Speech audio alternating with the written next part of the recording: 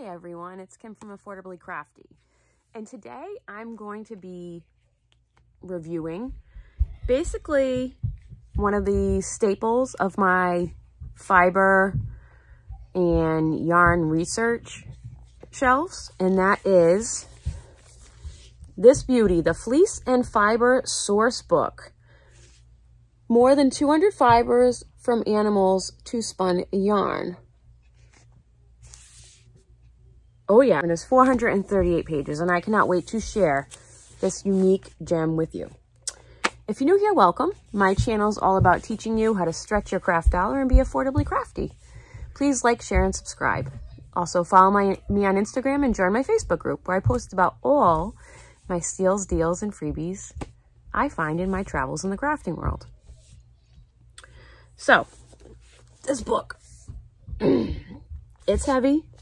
It's really thick, but it is so well laid out. So the authors of this, one is a farm and livestock guru, and one is a fiber magazine editor. She was the editor of Spinoff, which is the same magazine company that produces Threads and a couple other magazines. This has been on my list to film and share with you guys for a little while, because I am a book lover. But the reason I'm sharing it with you today is that today I saw on Amazon that it is normally $35, but it's 47% off. So it is $18.69. And that, again, is as of this filming of this book, but I just thought it'd be a good time to share it. The Amazon link will be right at the top of the description box, and I'll pin it down below. It is an affiliate link, so it doesn't cost you anything extra, but just helps out the channel and anything else you happen to purchase on Amazon at the time. Thank you. But I do really love, quick take about this, that it is a valuable resource, a deep dive. It's definitely focuses a lot on geography and history and where these breeds come from and how they developed, and I love that. Even if you're not a spinner and you're just a yarn nerd or research nerd like myself, this is definitely a go-to. It's not something I would pick up and read all in one sitting, but it definitely is a deep dive information into where fiber comes from and all the different breeds and what is different with them, which is cool. Yeah. I especially love the parts in the back about the other animals. Clara Parks, who I've featured a couple books in my Crafty Book Club, says, an extraordinary reference for the fiber community, painstakingly researched, lovingly written, and beautifully presented. A skillful blend of history, geography, and science. Well, she just summed it up better than I could, right? When you open it up, a really cool thing about this book is they have a big map that says the world of fiber animals. Fiber species names are uppercase, and a color highlighted indicates their general region. Sheep breed names, stars indicate point of origin to the extent that we could determine. See back page for close-up of Europe and British Isles. Interesting. So there's this one, and then we'll look at the back map. Europe and British Isles, and northeastern.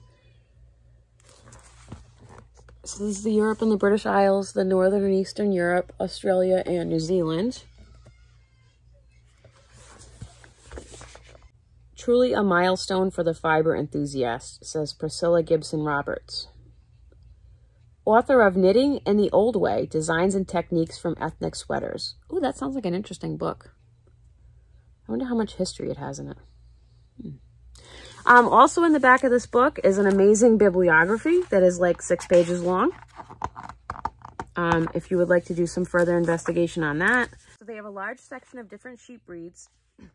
And then they go into goats, goat crosses, camelids, which I didn't realize that was a name for a category of animals. That's the alpaca, llama, guanaca, vicuna, Bactrian, and dromedary camel. And then they have an other critters area. Can't wait to show you guys that. But the photos in this are great. look at the clarity of those fibers. Look at how well you can see them. And I love here, they write, fiber fascination. Make stuff, stay home, draw, dress locally, hand wash, and learn to darn. A quote by Sarah Sweet, a fiber artist. We cover fiber in great detail in the pages to come. They talk about why you should choose natural fibers and the value of diversity. They definitely get into like the different parts of the fiber. Like here, they're gonna show you the anatomy of the fiber.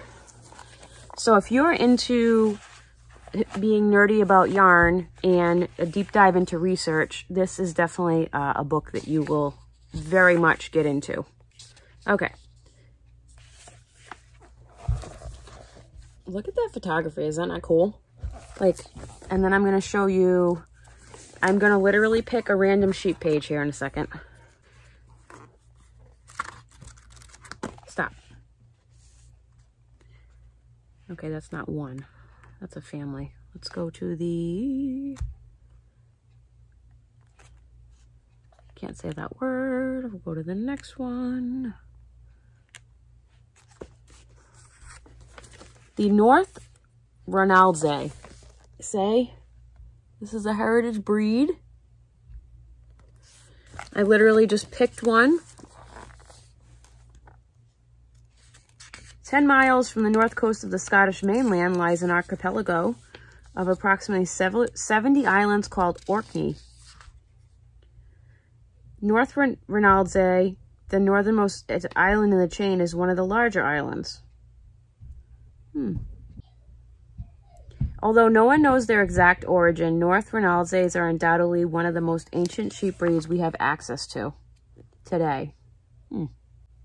Like the Soay, North Ronaldse sheep seem to date back deep into the early history of domestication. They have frequently been called an Iron Age breed, about 1200 BCE. But recent evidence takes them back even further. According to the Rare Breeds Survival Trust, DNA studies of the North Ronaldse sheep have shown a close relationship to sheep in the Stone Age village of Skarabrae on mainland Orkney, which dates from 3000 BC. Okay, that's pretty cool. All right, then they talk about facts. So they go through how much a fleece weighs, what the staple length, the fiber diameters, lot characteristics, and natural colors. And then they talk about how to use it. So what I really like here is that they have a section here on dyeing. So for this one, it says, consider over dyes on the lighter natural colors. The guard hairs, mostly black anyways, don't shift colors much with dyeing, but on light grays, the applied color in contrast to an underlying natural shade accented by the guard hairs can produce stunning effects. And then they talk about fiber preparation and spinning tips, knitting, crocheting, and weaving. Yarns with guard hairs are best for making textiles where durability is a plus. Yarn spun from fleeces that don't contain guard hairs will be like Shetland and suitable for fine textiles. And then what this breed is best known for, having a broad range of colors. Also famous for their ability to live by eating seaweed. Interesting. They're very independent sheep. And then, ooh, look at this. This is the North Ronaldse sheep. Look at how cool that is. So I like that they put this blue background down so you can really see the fiber. And then they show it in raw, clean, and in a 2-ply fiber. Interesting. So they have the outer coat and the undercoat, and then the different colors. That's really cool. And they do that for every breed. Okay, now I'm gonna go to past the sheep. Other species, the rest of the menagerie. Okay, here we go. All animals are equal, but but some animals are more equal than others. George Orwell from Animal Farm, right? So first we're going to talk about goats. Goats, goats, goats. So obviously mountain goats, people are pretty familiar with that. And then there's mohair. These goats are known by mohair and angora, reflect their origins in the area that is now Turkey. I am not going to try and say that, but it's the etymological parent of mohair, an Arabic word for choice or select. It also means cloth made of goat's hair. So they make a exception here based on how old the goats are. So they have kids, young does and bucks, adult does and bucks. Whoa. So they definitely separate this section a lot because this is adult mohair. And then if you turn the page, you have kids and yearlings. That's pretty cool. And again, I like how they put that on the bottom, the colored piece, so that you can see exactly what it looks like. Then they talk about cashmere goats and other different goats. I'm not going to go through all of these. Okay. Then there's camelids. The camel family, known to scientists as Camelidae, has a long history containing many intriguing events and wide geographic movements, resulting in two major branches that bring us fiber today. So they spend time talking about the camelid family tree. You can see here the family tree.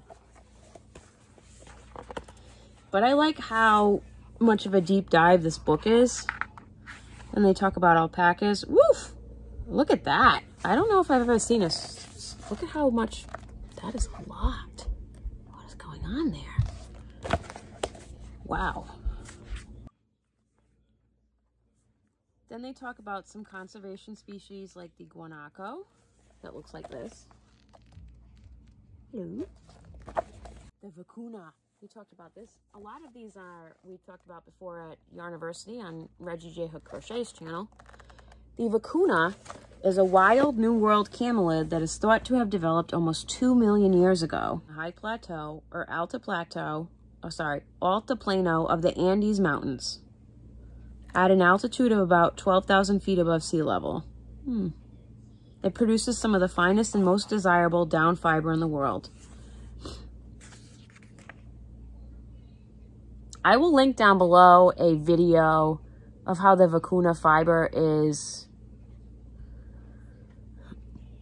not captured. What is the word I'm looking for? Gathered. It's very interesting. Then we go into the camels. The camels. Okay, and then other creatures. This is weird.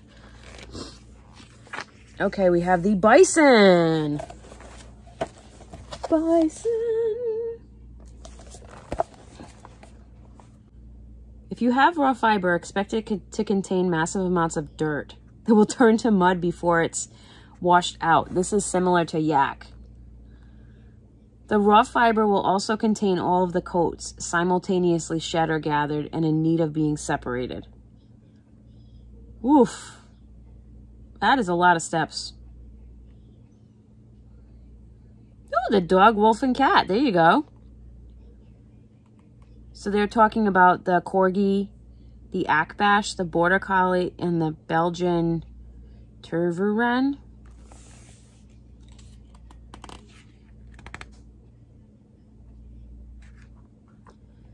The more the fluff feels like down, the more likely you will love it for your finished product. Most of our samples of dog down come from herding and livestock guardian dogs, because that's what we have ready access to. Some other breeds like Samoyeds might actually be worth acquiring for their high quality fiber. So here we have a picture of those. We have the corgi, the akbash, the border collie, the Belgian tervuren. Never thought border collie here. Interesting. Anybody ever spun dog hair before? Let me know down below. Or worked with it. Then they talk about the wolf and cat. A possum, a fox, and a chinchilla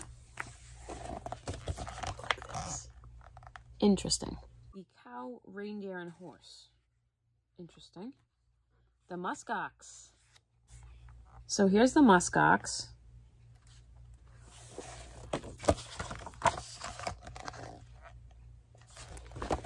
So allergic to rabbits is not even funny.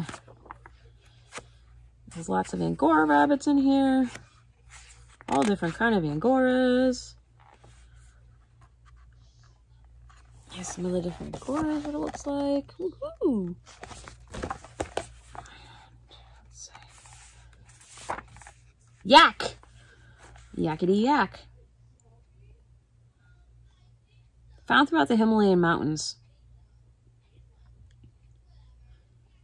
The highest mountains in the world, K2 and Mount Everest, are in the Himalayas. The mature yak is over 10 feet long and over 6.5 feet high. Ooh. There's a yak. Do have a nice index you can look through. Yep. So that is the Fleece and Fiber source book. Link down below. Let me know if you guys check this out or if you're interested in this. Please like, share, and subscribe so your friends can learn to be affordably crafty too. And have a creative day, everyone. Bye-bye.